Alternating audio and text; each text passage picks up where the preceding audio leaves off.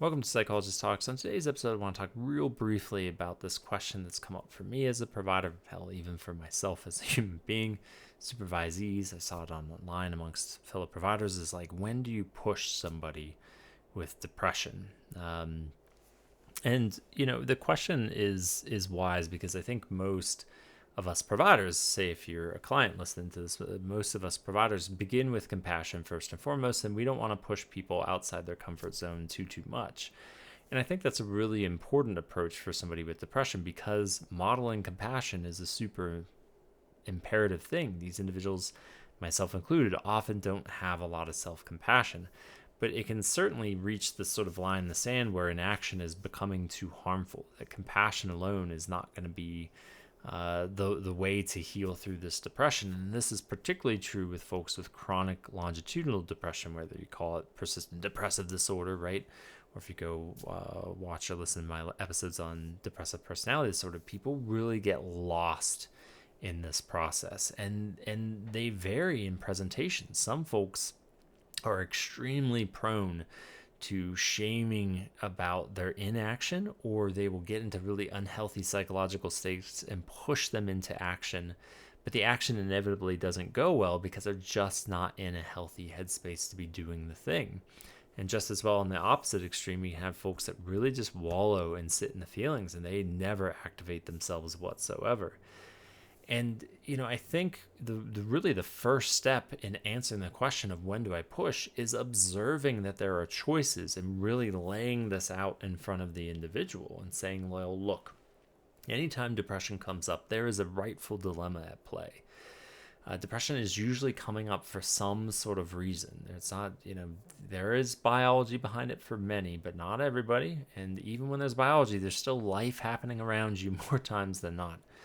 And so the dilemma that comes up is like, do I weather this storm and just give myself a little bit of permission to feel depressed? And this is particularly powerful to name for folks who are just like, this is bad, depression is here, can't do it, screwing up my day, blah, blah, blah. It's just like, just chill for a second. You are allowed to chill and just have an off day. Take a day off work if you got the time. If it's a weekend, yeah, I know there's all these things you could do, but maybe just sitting in it and just like, it's okay. You don't have to reach out to anybody. You don't have to do all these things. Rather than, I think a lot of our, a lot of more action oriented interventions prematurely jump on action and collude with this shame. But just as well, there are absolutely times that you will and you should push through the moment.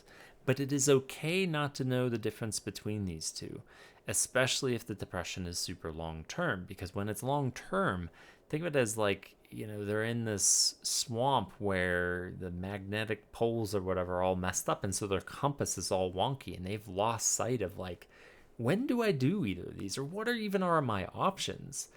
And naming and talk about like, hey, it's okay not to know. It's okay not to know. We have to collaborate. Like you and I will collaborate. We'll look to your history and past if you're more kind of psychodynamic and depthy, or even health schema, CBT folks. We'll look to the past to look for clues of which way you lean and how you kind of trip up. And, maybe we can gain some insights that help you in this process. But at the end of the day, we won't know for sure, especially if you've been lost in this swamp without a working compass for that long. And so what we're going to do is each time it comes up, we've got to just normalize that it's coming up, one. And number two, normalize that you're just going to have to make a choice between one of these two. Any iteration in between is okay as well. And then time will tell you. It's not about securing a healthy outcome. It's about observing yourself more curiously, making a choice and being invested in that choice. And then, whatever it is that happens will tell you something of like, oh, I was on point. I actually got through that way quicker by just giving myself permission. Or I went out there and it helped immediately. Interesting. Okay.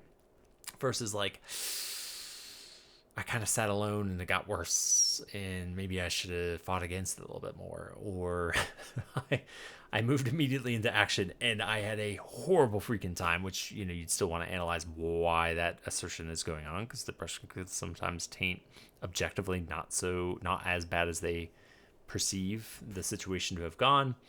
But like maybe I should have just actually give myself permission to stay in and just not overextend myself. And that is often part of the healing process. Now that said, if there's especially a history of it and or people are in a wallowing state, I will begin to push more and more. If they're always like, nope, just gonna sit here and do nothing, we're like, what are we doing here, right? At some point, we can explore your history, gain insights, understand what kind of makes you tick, but at some point, we got to get you into action. And at least having had this framework of like, let's explore, be curious about these choices, it's easier to then push because it's not like you're a provider coming in and saying, like, I don't give a shit about you, your background, or what makes you tick. You need to take action. You lead with, like, let's figure this out. And if we're not figuring out, that's when you're going to start seeing me push. Time frame on that, if you really push me and say, well, how long do you do that? Yeah, you know the inevitable answer, it depends. But I would argue, to me it takes a good 6 months to really feel something out of, like, I think there's a pattern here, before, if people are really stuck in an inaction phase of like, I'm just gonna wallow in this and sit in this. Usually the rapport, the relationship, the curiosity, there's a lot of time to have been curious to start poking a little bit and being like, this whole inaction is not going to work for you. And you and I need to collaborate on, like, how do we be a little bit more brave? And it doesn't need to be big, right? If I pull from behavioral activation, the wisdom in that approach, if you're unfamiliar, is just like activating towards behavior. But the wisdom is it's very incremental. It's not like deep into the pool. We can do a deep into the pool if you want to. But if you just do this little small thing, that at least does something while we continue to explore and try to understand what gets in the way of your action. So hopefully this is useful and interesting. Again, a very short version of it. But I think that the observational curiosity phase is essential, and really helps with the pushing phase if pushing does indeed need to occur. So, as always, thank you for listening, watching, and stay curious.